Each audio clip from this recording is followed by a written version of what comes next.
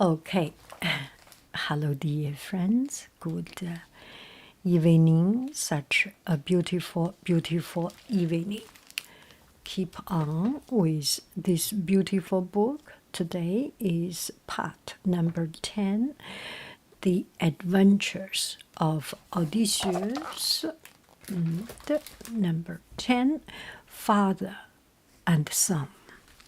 Meanwhile, Odysseus, in the shape of an old beggar, was climbing the hill towards the hut of Eumaeus.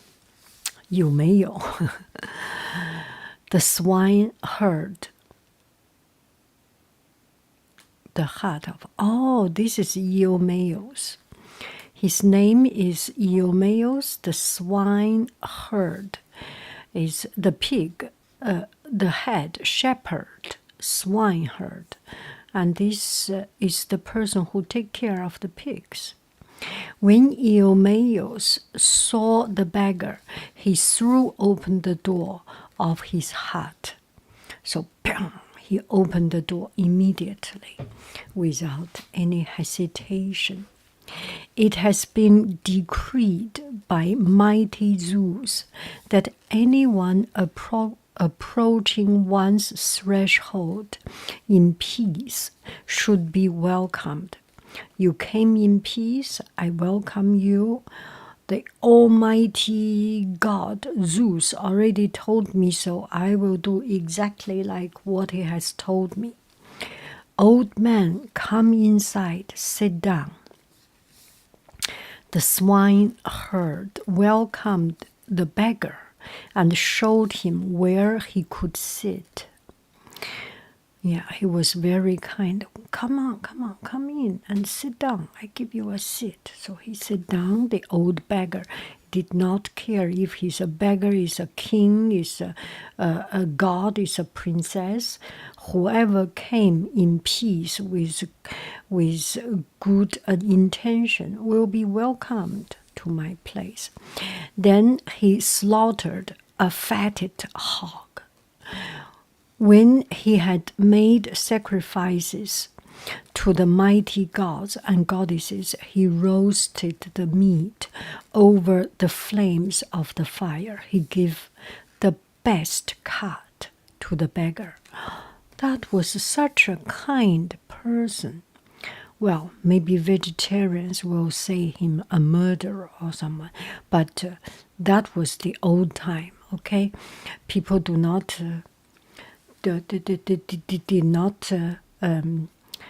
did not eat vegetable that much, and they eat meat as a good respect for the far away friends.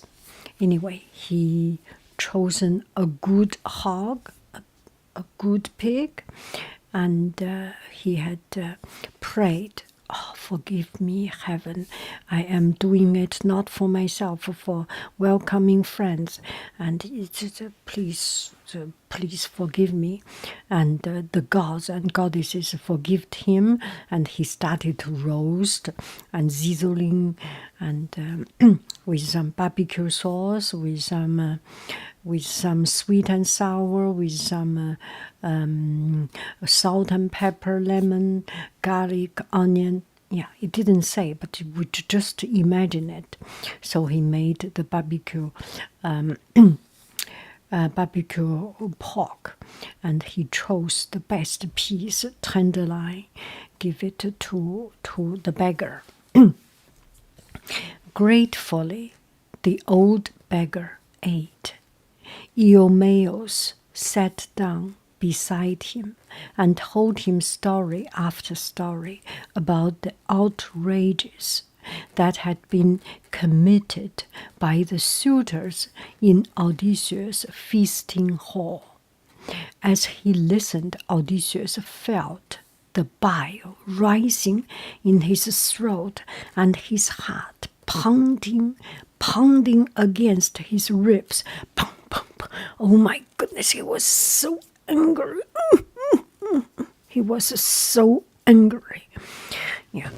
And Eumaeus told him, all the bad things those people had done. They have stole. They want to kill your son. They stole your wife. They wanted to steal your wife, and they eat他们要拿你的媳妇儿，吃你的，杀你的儿子，吃你的肉，裹你的钱，不是东西是太不是东西了。你看这帮人真不是个东西。反正，然后这个谁就怒火。义愤填膺，给他气得不离不离的。奥德西气得不离不离的。As he listened, yeah, he felt, but he bit his lip and swallowed and said nothing. He didn't say anything.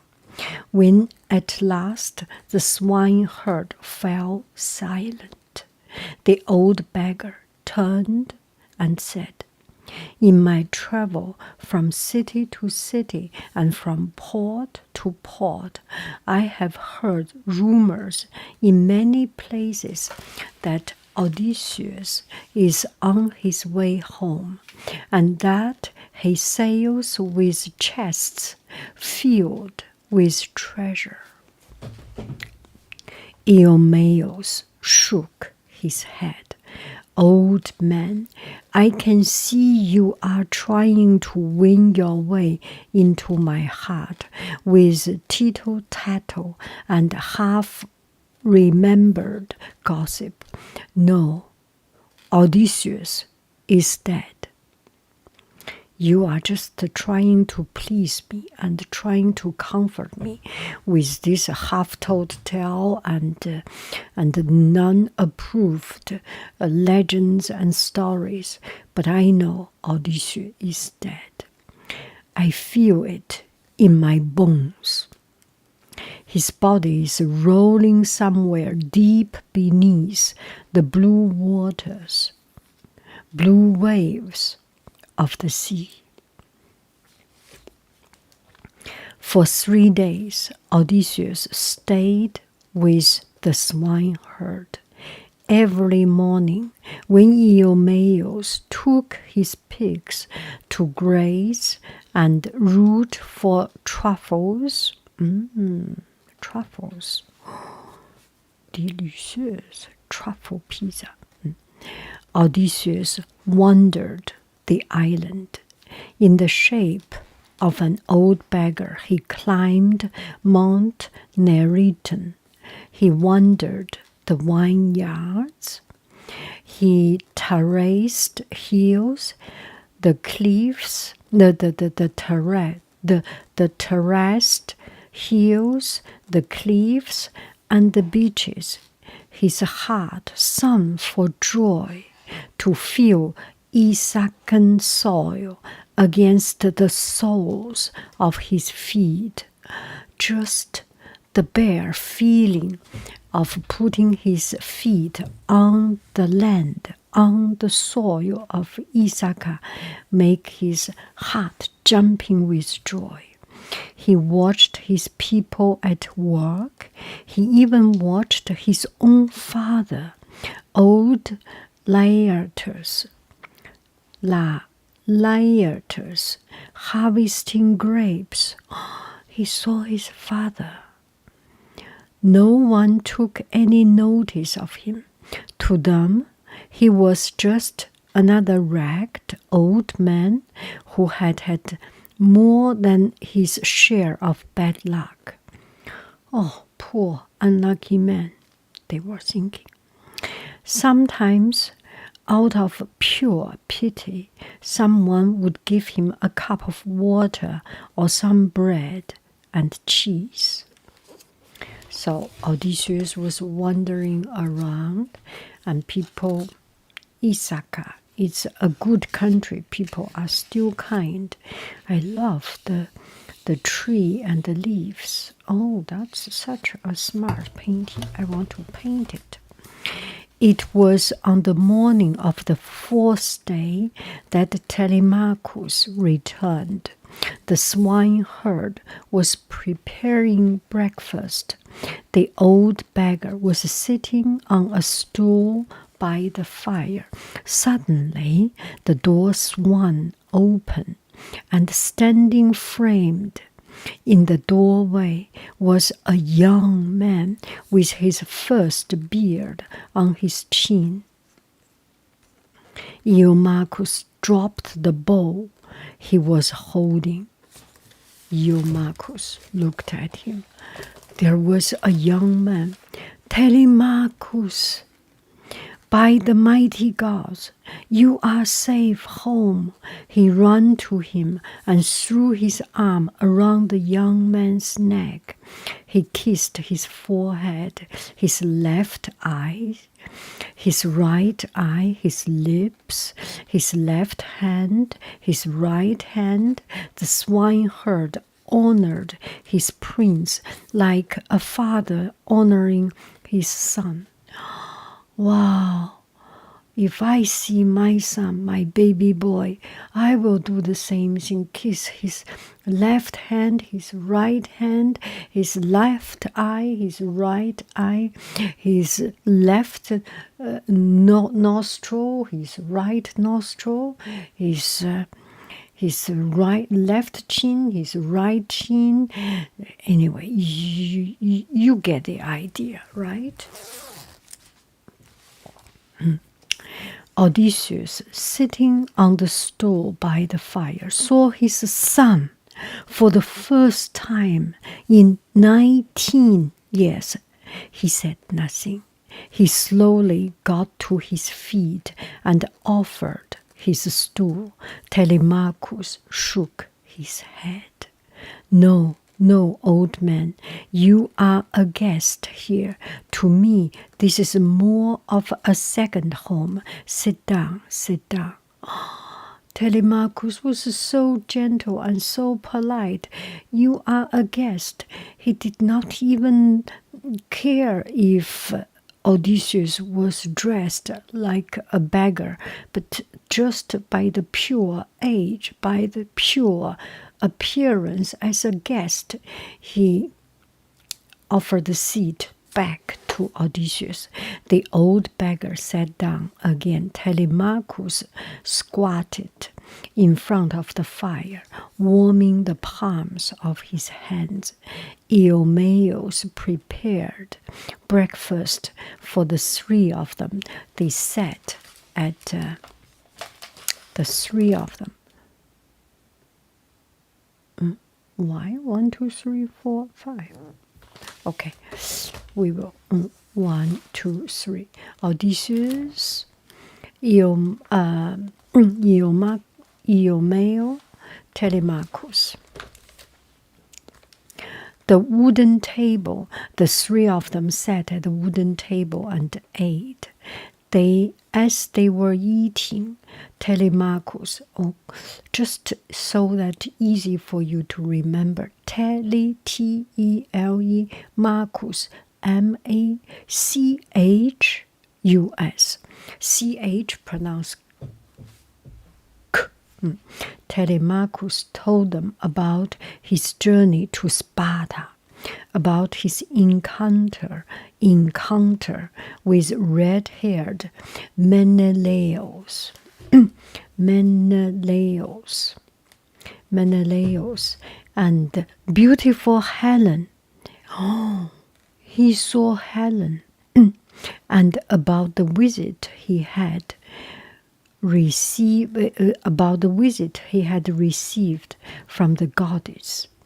When the food was finished, he turned to Eumaeus. M-A-M-A-E-O-E-U-S. Eumaeus. Eumaeus, my mother, sweet Penelope, P-E-N-E, Penelope,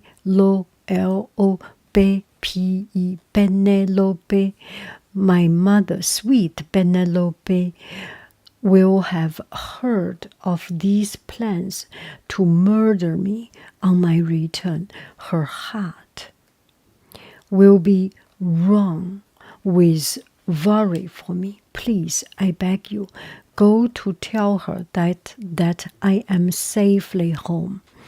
there were rumors that I was murdered. I am being murdered. I will be murdered.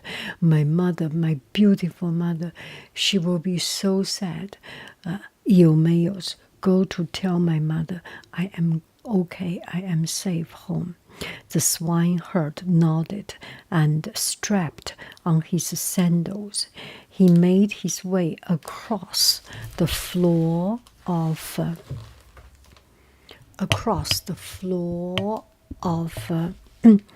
of the hut and pushed open the door. It was at that moment that Odysseus saw Athena, her grey eye blazing with light. Unseen by the swineherd, she was standing outside the hut, beckoning to him urgently. So Athena was the goddess of war and wisdom, is one of the most powerful female figure in Greek mythology. And Athena has a special favor of Odysseus, because Odysseus is smart, is hardworking, is determined. Who does not favor this kind of guy, right? Odysseus. So Athena is kind of a guardian angel for Odysseus. Athena. Okay. As soon as the swineherd was gone, the old beggar got to his feet and nodded to Telemachus. He hobbled through the door and closed it behind him. Athena whispered, Odysseus, the time has come for you to reveal yourself to your son. She reached forward and touched his shoulder with her hand. At once the light came back into his eyes. His thick curls returned. His arms thickened. The beautiful cloak of King Alcinous hung over his bald shoulder. He turned and pushed open the door. So Athena told Odysseus, this is the time you reveal your true identity. And go tell your son Telemachus, you are Odysseus.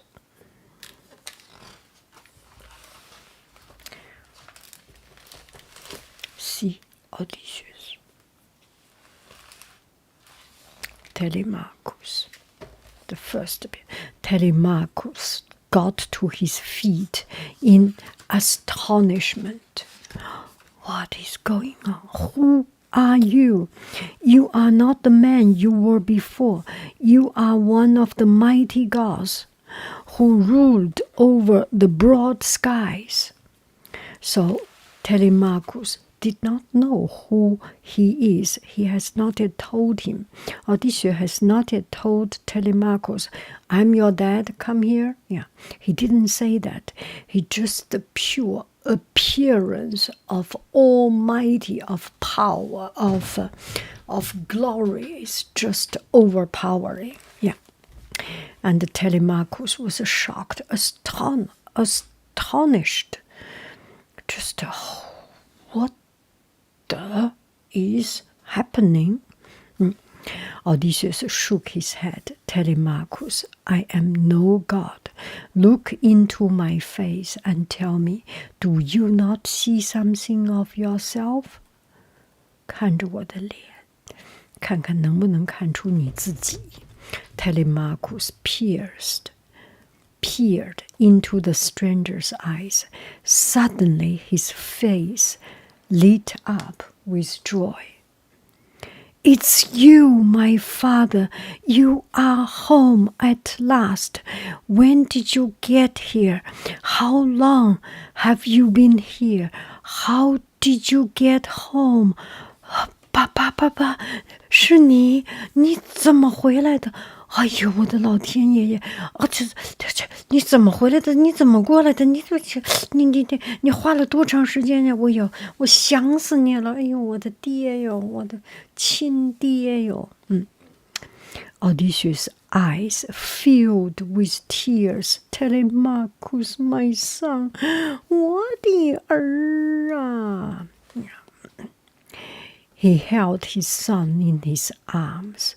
They sat down together in front of the fire, and all that day, Odysseus told Telemachus about his adventures on the field of Troy and his great journey across the broad face of the world. When the afternoon shadow were beginning to lengthen, he said, "And now my story drew to its end, though whether it is a comedy or a tragedy lies in the lap of the mighty gods and goddesses." Telemachus. I do not know whether this is the mighty gods will see my experience as a comedy or tragedy. And n'importe comment, c'est pas important. Okay, Telemachus, don't tell anybody that I am home. Don't tell anybody that I am home. This is the secret between you and me. 天知地知你知我知，好不好？谁也别告诉，告诉就会有大灾难。Not even your own mother. 别告诉你妈，你也不要告诉你娘，就咱俩知道。Tomorrow I will go to my feasting hall and see what truth there is in these tales that I have been told. And you, my son, you must go there also. You can be sure the cowardly suitors will not dare to harm you in broad daylight. Telemachus nodded. At the moment they heard the sound of the swineherd returning home, Athena, invisible, reached into the hut. She touched Odysseus' shoulder. She always touched Odysseus' shoulder. There is something, kind of, in class we do not touch students, and students can say, "Don't touch me." But Athena is kind of taking advantage of his almighty goddess power. Anyway, come back to the story. Immediately he was an old beggar again. Okay, now I got it. Athena touched his shoulder, so he became back to a beggar. That's the magic touch. Let me see my touch. Oh, nothing happened. Dressed in rag. The door opened and Iomeus entered. He prepared supper for the three of them. They sat and ate and talked until deep into the night. Then they wrapped themselves in their cloaks, lay on the floor in the firelight, and slept. That is quite comforting and magic, this part of story.